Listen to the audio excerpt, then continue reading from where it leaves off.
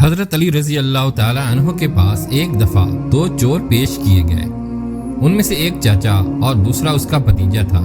حضرت علی نے پہلے چچا سے پوچھا کہ آپ نے چوری کی ہے؟ تو وہ کہتا ہے نہیں، میں چور نہیں ہوں۔ پھر حضرت علی رضی اللہ تعالی عنہ نے بھتیجے سے پوچھا کیا تم نے چوری کی ہے؟ تو بھتیجا کہتا ہے یا علی، میں نے یہ چوری نہیں کی۔ پھر حضرت علی رضی اللہ تعالی عنہ نے حکم دیا کہ دیوار میں 2 سوراخ کیے جائیں۔ تو جب دیوار میں 2 سوراخ ہو گئے تو ان دونوں سے کہا ان سوراخوں میں اپنا اپنا سر دے دو۔ جب ان دونوں نے سوراخوں میں اپنا سر دیا تو پیچھے سے ہاتھ باندھ دیے گئے اور آدمی کو تلوار دی اور کہا کہ اب چور کا سر قلم کر دو۔ جیسے ہی کہا چور کا سر قلم کر دو تو چچا نے جلدی سے سر پیچھے کھینچ لیا کیونکہ چچا ہی چور تھا۔ حضرت علی رضی اللہ تعالیٰ عنہ اور ایک چور کا واقعہ۔ ایک بار امیر المومنین حضرت علی ایک سفر پر جا رہے تھے۔ راستے میں ایک جگہ تھوڑا آرام کرنے کے لیے اور کچھ ضرورتیں پوری کرنے کے لیے ٹھہرے۔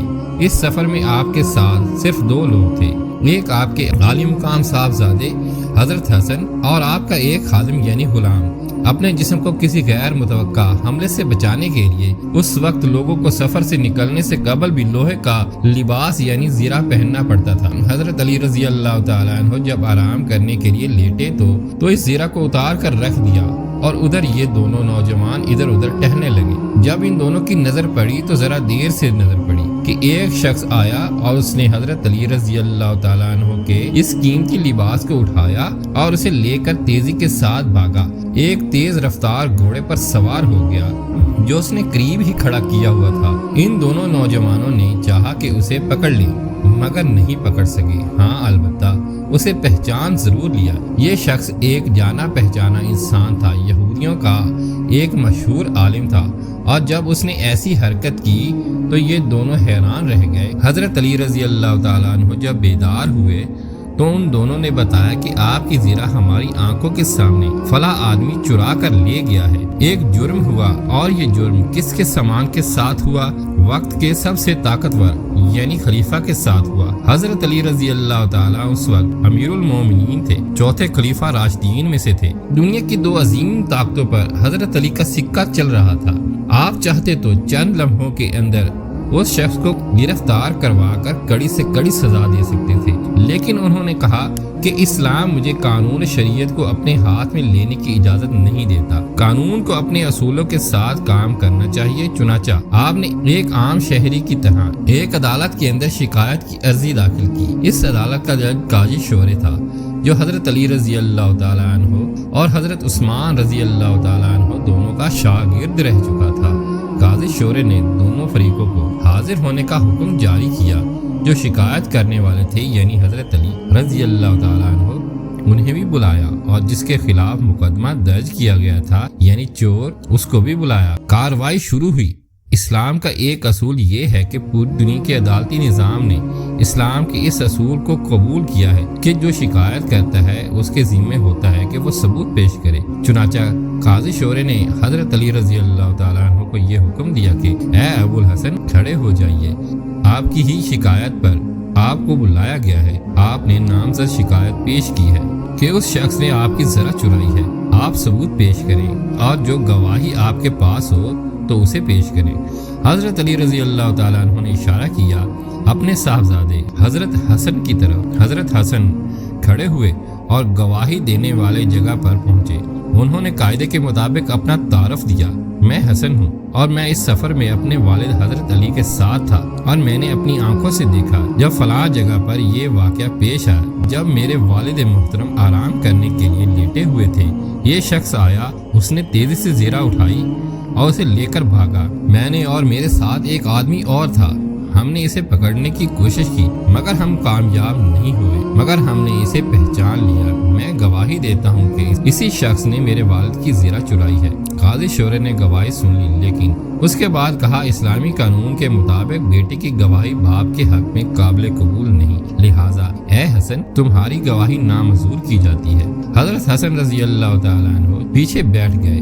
حضرت علی رضی اللہ تعالیٰ عنہ کے پاس جو دوسرا گواہ تھا آپ کا غلام تھا، اس کو اشارہ کیا، وہ کھڑا ہوا۔ اس نے بھی اسی جگہ جا کر طریقے کے مطابق اپنا تعارف کرایا۔ اس کے بعد اسی طرح گواہی دی۔ قاضی شورے نے تمام گواہی سن لی और सुनने के बाद कहा, इस्लामी कानून के मुताबिक गुलाम की गवाही अपने आका के हक में काबिल कबूल नहीं, लिहाजा तुम्हारी गवाही भी नामंजूर की जाती है। ऐ अबुल हसन, अगर आपके पास कोई और गवाह है तो लाइए। हजरत अली रजी अल्लाह ताला अन्हु खड़े हुए और कहा, काजी साहब, मेरे पास इन दोनों गवाहों के अलावा कोई गवाह नहीं है। इस सफर में मेरे साथ ये दो थे और कोई तीसरा गवाह पेश नहीं कर सकता। मुद्दई की बात सुन ली गई। अब जो दूसरा फरीक था उसकी बारी आई।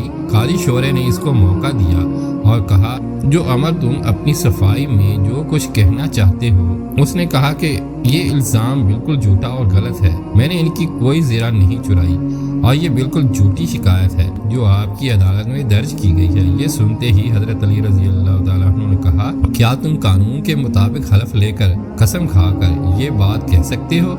उसने कहा, हाँ, क्यों नहीं। जो भी कसम खाने को कहें मैं खा सकता हूँ और मैं कसम खाकर कहता हूँ कि ये ज़रा मेरी है और ये इल्ज़ाम झूठा है और बेबुनियाद है। कानून का काम पूरा हो गया। मुद्दा आलिया अपना दावा साबित नहीं कर सके और इधर उस शख्स ने कसम खाकर ये कह दिया कि ये ज़रा मेरी है और ये इल्ज़ाम झूठा है। लिहाजा काजी शोरा ने फैसला सुनाया, अबुल हसन, आपकी दरख्वास्त खारिज की जाती है और जुएमर ये ज़रा तुम्हारी है, तुम इसे ले जा सकते हो। मुकदमा खत्म हुआ, अदालत बर्खास्त की जाती है। जुएमर बाहर निकला, काजी शोरा नीचे उतरे। अभी तक वो काजी थे, लेकिन जैसे ही मुकदमा खत्म हुआ नीचे उतरे और कहा, या अमीरुल मोमिनीन, मुझे आप ही ने सिखाया है कि जिस कानून के तहत नबी करीम सल्लल्लाहु अलैहि वसल्लम ने फैसला करना सिखाया था, मैंने उसी के तहत फैसला किया है। मुझे उम्मीद है कि आप मुतमईन होंगे। हजरत अली रजी अल्लाह ताला अन्हु ने कहा, फैसला तुमने सही किया, मगर आज तुमने एक बड़ी ज्यादती की है। अगर आइंदा मुझे ज्यादती की खबर मिली, ओहदे से बरतरफ करने में देर नहीं लगेगी। काजी शोरे ने कहा, ऐ अमीरुल मोमिनीन, फौरन बताइए कि मुझसे क्या गलती हुई।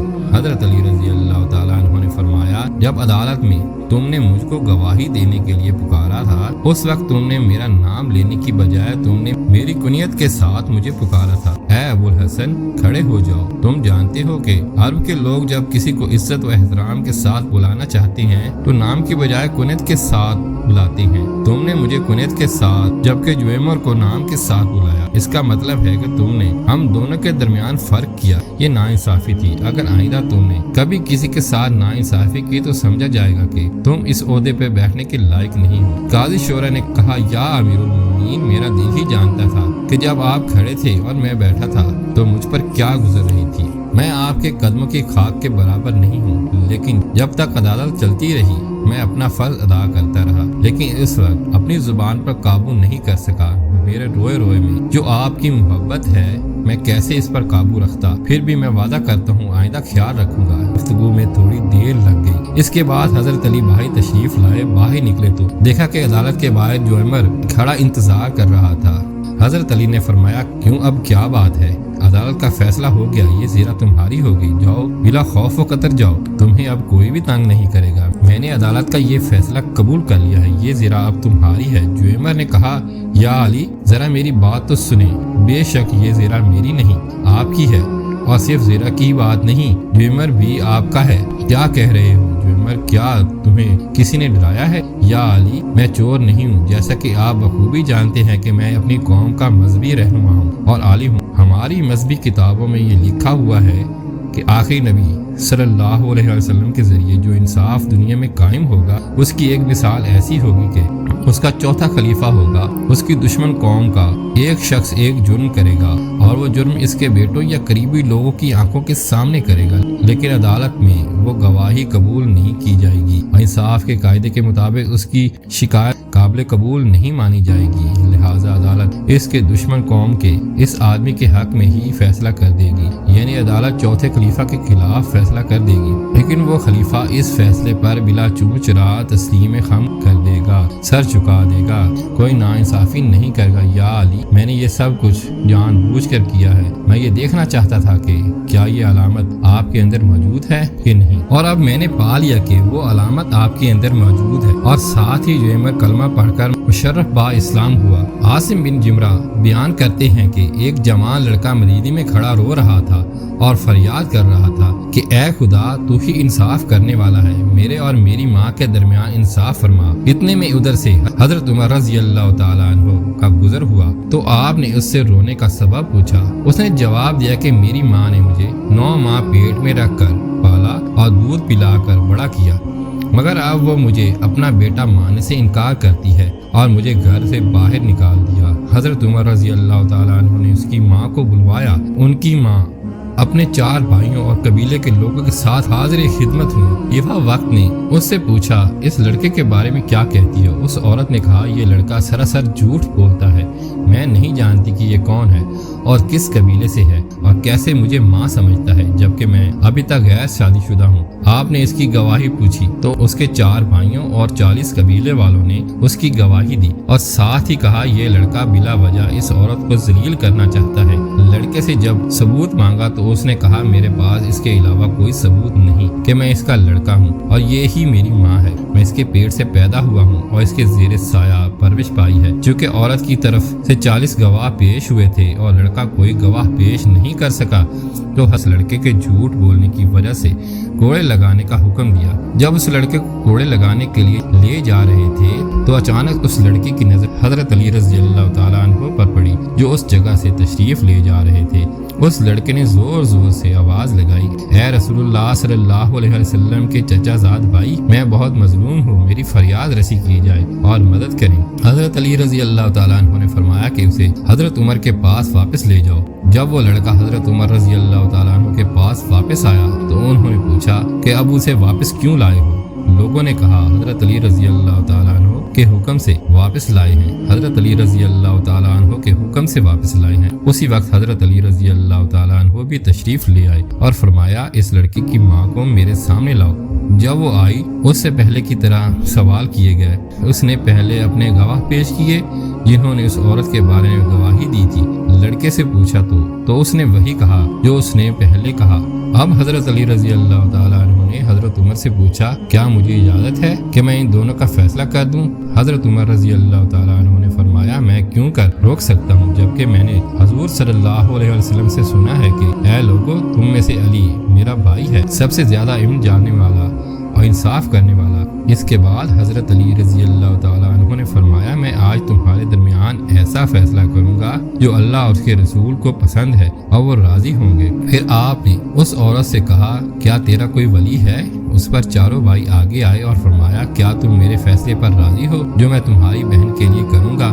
کہنے لگے ہم راضی ہیں۔